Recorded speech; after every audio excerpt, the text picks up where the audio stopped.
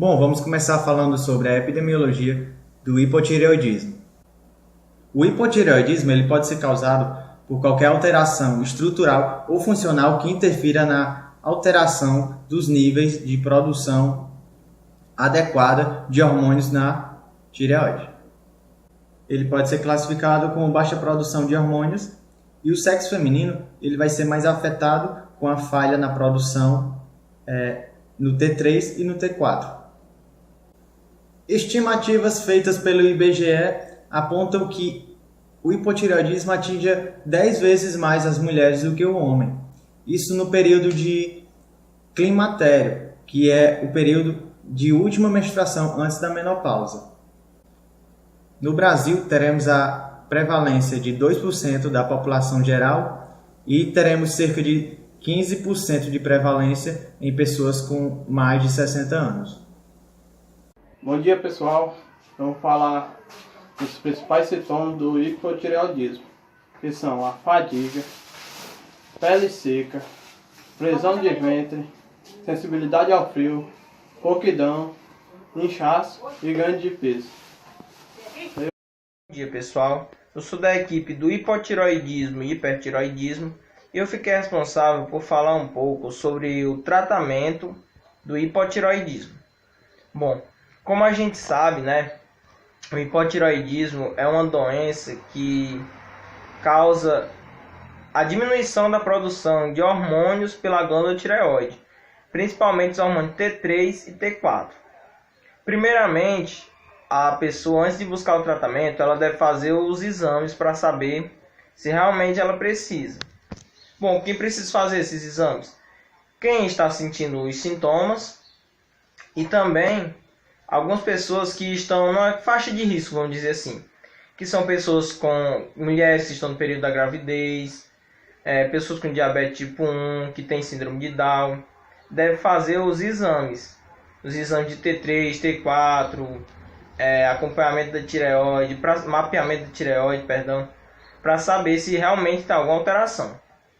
Caso seja comprovado que tem, o tratamento para o hipotireoidismo é relativamente simples.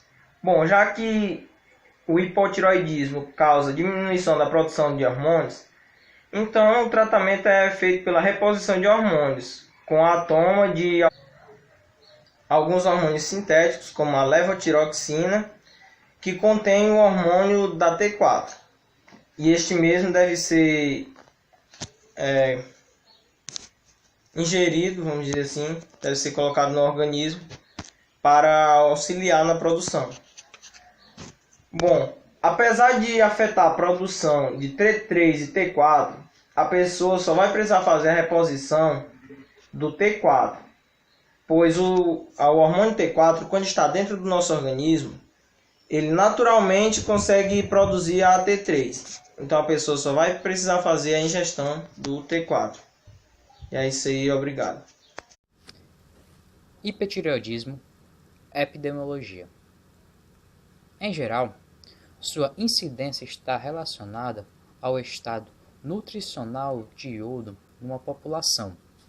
A prevalência de hipotireoidismo clínico varia de 0,2 a 1,3 em regiões suficientes em iodo.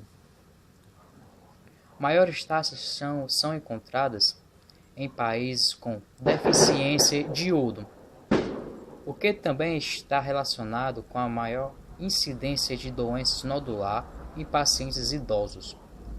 É comum se observar um aumento na incidência de doenças graves. O que são doenças graves? Doenças graves é uma condição da autoimune, do sistema imunológico da pessoa, que pode levar a isso a hiperatividade da tireoide. O hipertireoidismo existe vários tipos. Vamos falar de alguns dos mais ocorrentes no país. O tireoidismo indolor. É caracterizado por um quadro autolimitante, que tireotoxinose, seguida por hipertireoidismo, é um retorno à função tireoidiana normal, detalhes epidemiológicos são limitados. Outro tipo também é o hipertireoidismo induzido por drogas. A hipertireose, a toxina tireoxicose induzida por amidrona, composta rica em iodo, é mais comum em áreas de deficiências de iodo e parece ser mais frequente também em homens com a relação de 3:1, em relação com mulheres. Isso. Tem o hipertireoidismo subclínico, prevalece entre 1 a 5%, porém é muito difícil datar algo preciso. Picos de bimodal dos 20 aos 39 anos e 80 anos também são a faixa etárias que apresentam ter mais isso. Aí tem o hipertireoidismo induzido por iodo, que é o excesso de iodo que a pessoa vai ter, que pode vir. Isso também é induzido por algum tipo de tratamento, pode ser gerado isso. E o hipertireoidismo na gravidez, que a incidência é estimada de 0,2 e 2,5 para tiroxinas subclínicas, ou seja, algo bem relevante, que pode ser gerado por tiroxicitoses evidentes e um quadro de subclínico. Esse distúrbio é benigno e transitório na gravidez. Tipicamente ocorre isso no primeiro trimestre.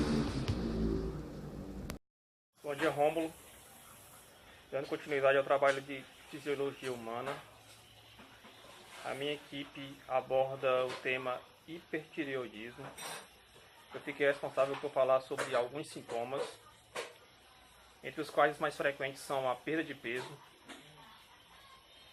o aumento do apetite, a ansiedade, a sudorese e a taquicardia.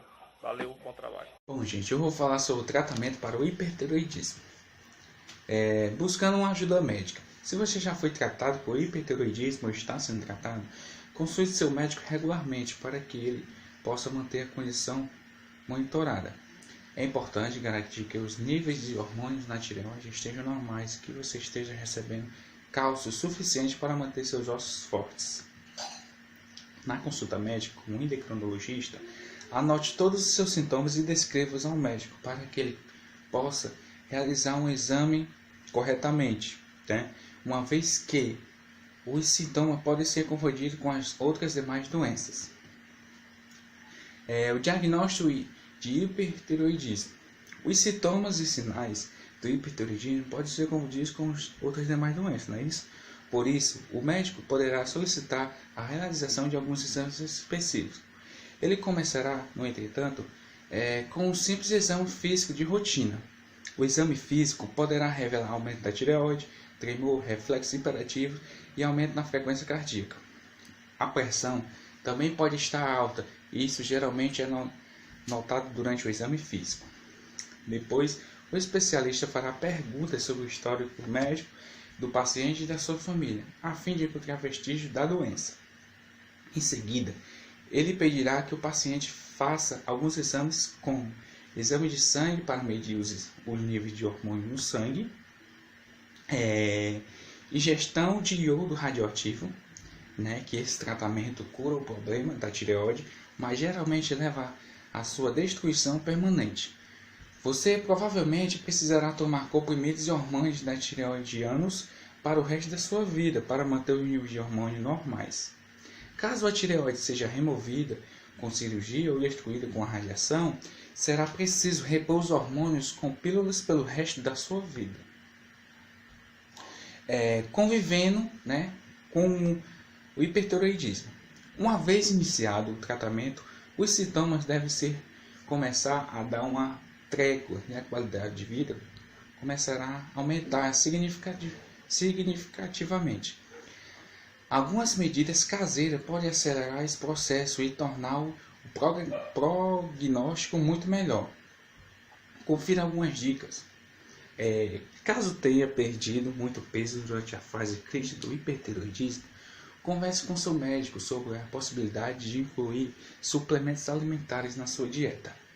Com a adição de calorias e proteínas na alimentação diária, lembre-se que um dos principais objetivos do tratamento de hipertireoidismo é facilitar o ganho de peso.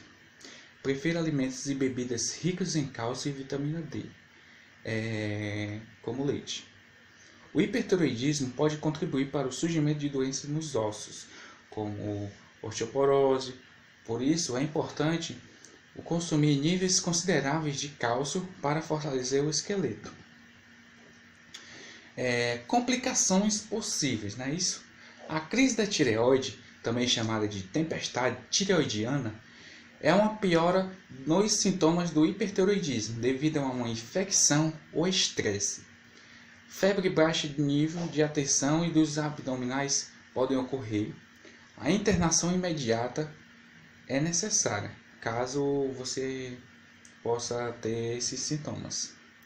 Outras complicações relacionadas ao hipertireoidismo incluem a frequência cardíaca acelerada, a influência cardíaca congestiva, a fibrilação atrial, maior risco de desenvolver osteoporose se o hipertireoidismo já estiver presente. O hipertireoidismo tem cura? O hipertireoidismo geralmente pode ser tratado e raramente oferece risco de morte. Algumas de suas causas podem ser controladas mesmo sem tratamento, mas requerem sempre o acompanhamento médico.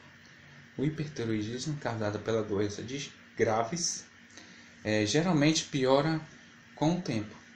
Ele traz muitas complicações, algumas das quais são graves e afetam a qualidade de vida. Por essa razão, existe tratamento imediato e acompanhamento médico. A prevenção. Não existe evidência científica para a prevenção do hipertireoidismo. Bom, gente, eu fiquei por aqui. Muito obrigado.